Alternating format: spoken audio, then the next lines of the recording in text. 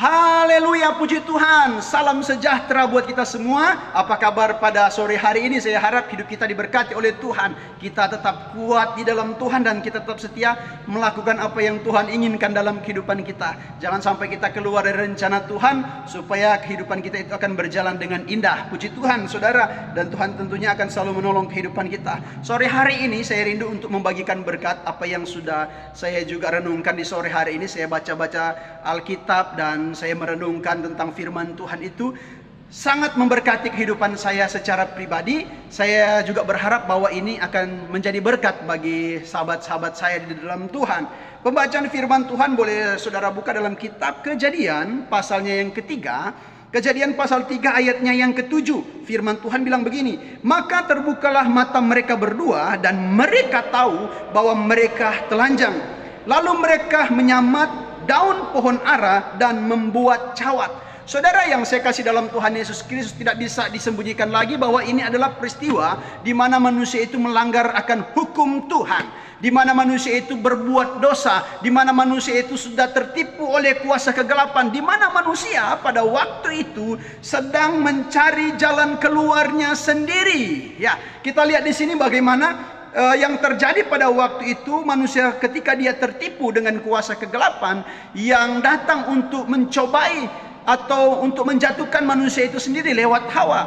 Karena Hawa itu adalah seorang wanita, jadi diserang oleh kuasa kegelapan ini. Ini kalau wanita itu cuma pakai perasaan, dia takluk oleh saya, maka Adam juga itu akan takluk karena dia sangat mencintai Hawa. Nah, saudara-saudara yang saya kasih dalam Tuhan Yesus Kristus, kita lihat di sini sebagaimana yang bisa saudara dapati dalam pembacaan firman Tuhan ini biar senantiasa juga menjadi peringatan dalam kehidupan saya dan saudara.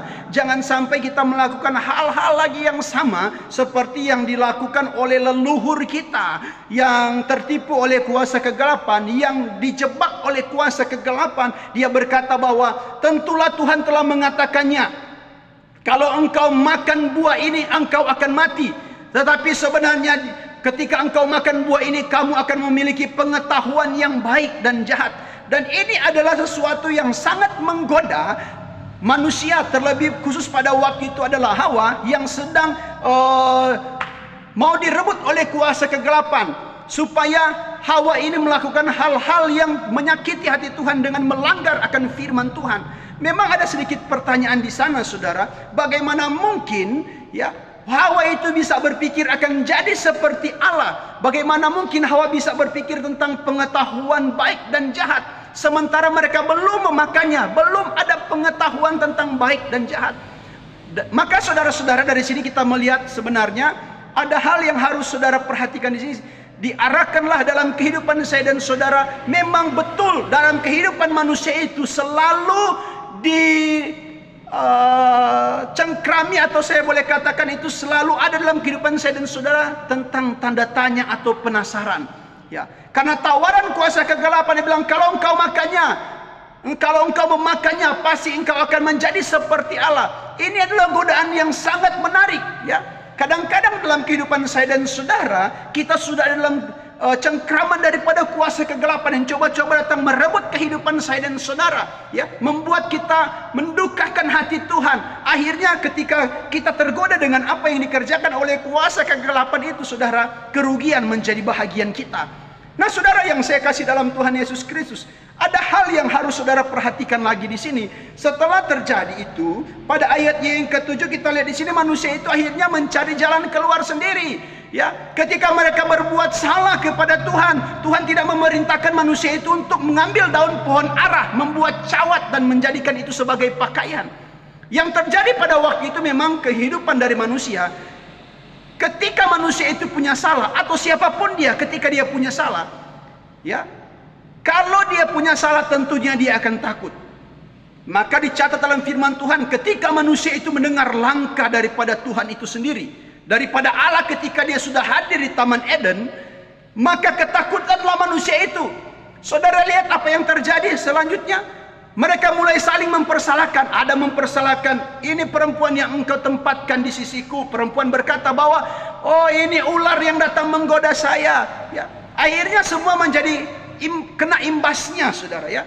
Entahkah itu laki-laki, seluruh laki-laki di dunia ini dari keturunan daripada Adam itu sampai saat ini memiliki satu hukuman yang sama. Mereka harus berjelilala. Semua perempuan yang ada di dunia ini harus merasa kesakitan, saudara ya, ketika mereka itu akan melahirkan. Bahkan ular pun sampai sekarang masih jalan dengan tanah, dengan perut ya. Apa yang saudara dapati dengan tanah, tanah juga kena kutukan, saudara ya. Untuk menghasilkan sesuatu ya, butuh perjuangan. Sekarang kalau saudara lihat di tanah-tanah daerah subur saja harus memakai pupuk. Nah, saudara yang saya kasih dalam Tuhan Yesus Kristus, dari hal ini kita melihat konsekuensi dari pelanggaran akan hukum Tuhan. Apa yang dikerjakan oleh manusia itu yang mendukakan hati Tuhan itu sangat berat, saudara. Bahkan lingkungan sekitar kita itu kena imbasnya. Nah, kehidupan saya dan saudara pada sore hari ini saya mau ajak dalam kehidupan saya dan saudara, jangan sampai ketika kita melakukan pelanggaran kepada Tuhan, sampai orang-orang di sekeliling kita itu kena imbasnya. Kalau betul-betul kita mencintai saudara-saudara kita, kalau kita mencintai keluarga kita, kalau kita mencintai orang-orang yang terdekat dalam kehidupan kita, satu saja saudara, ketika kita hidup berkenan kepada Tuhan, otomatis kehidupan mereka diberkati oleh Tuhan. Tapi ketika kita mendukakan Tuhan, orang-orang di sekitar kita pun karena ulah kita, karena pelanggaran kita, karena kita terjebak dengan kuasa kegelapan, kita melakukan apa yang jahat di mata Tuhan, maka orang-orang di sekitar kita pun itu mengalami hal-hal yang sebenarnya tidak diinginkan oleh kehidupan mereka. Di zaman perjanjian lama, kalau saudara lihat ketika seorang raja Israel, dia hidup takut akan Tuhan, seluruh rakyat yang ada dalam kemakmuran dan keamanan. Tapi ketika itu raja, seorang pemimpin itu melakukan jahat di mata Tuhan, saudara lihat itu ada peperangan, ada penjajahan di sana. Pokoknya tidak ada yang boleh saya katakan itu tidak ada kesejahteraan yang terjadi ketika ada orang yang jauh daripada Tuhan. Nah, saudara yang saya kasih dalam Tuhan Yesus Kristus, ada hal apa saja yang bisa kita lihat di sini, seperti apa yang saudara bisa temukan dalam kitab Kejadian pasalnya yang ketiga tadi, ayatnya yang ke-7. Saudara-saudara yang saya kasih dalam Tuhan Yesus Kristus, ini sebenarnya bukan masalah tentang buahnya, bukan masalah tentang pohonnya, tetapi masalah tentang aturan Tuhan, saudara ya. Untuk masalah kenapa harus makan buah, kok bisa jadi ada pengetahuan baik dan jahat, buah model apa itu, saudara? Yang dikatakan firman Tuhan itu memang sangat menarik. Ya, sangat menarik dan memang kelihatan sedap untuk dinikmati.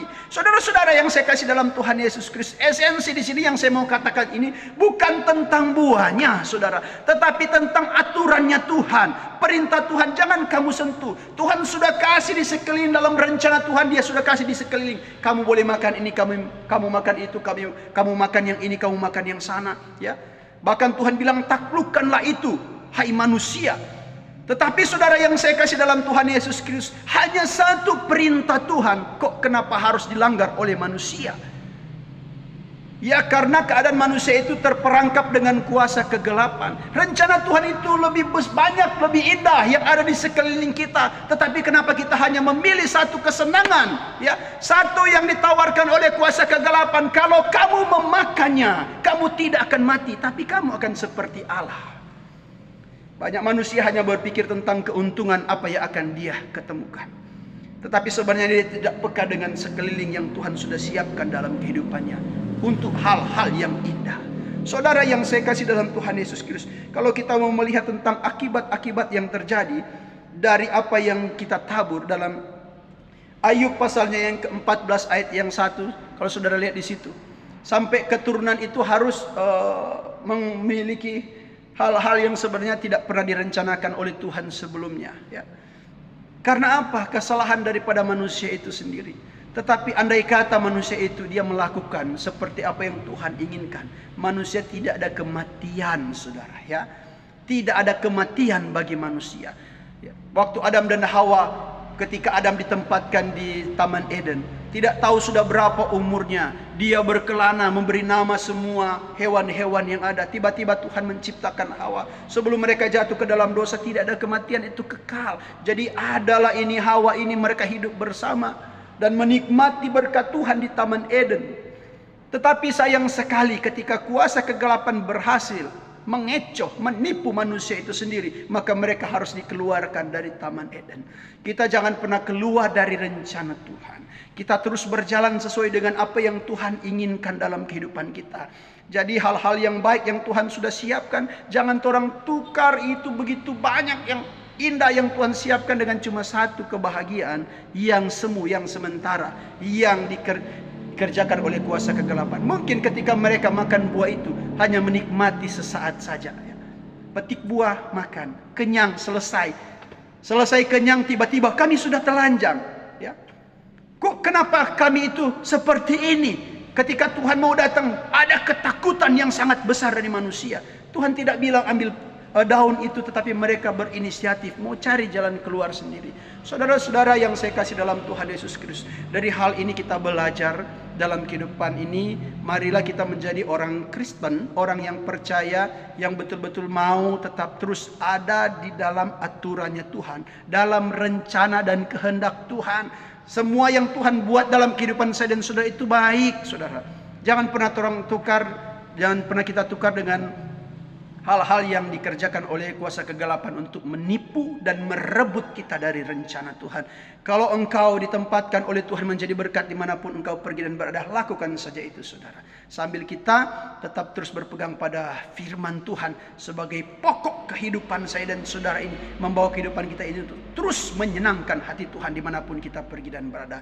Tetap semangat mengiring akan Tuhan. Saya percaya hal-hal yang indah akan Tuhan kerjakan dalam kehidupan kita, asalkan ketika kita mau respon rencana Tuhan di dalam kehidupan kita ini. Puji Tuhan, Tuhan Yesus memberkati.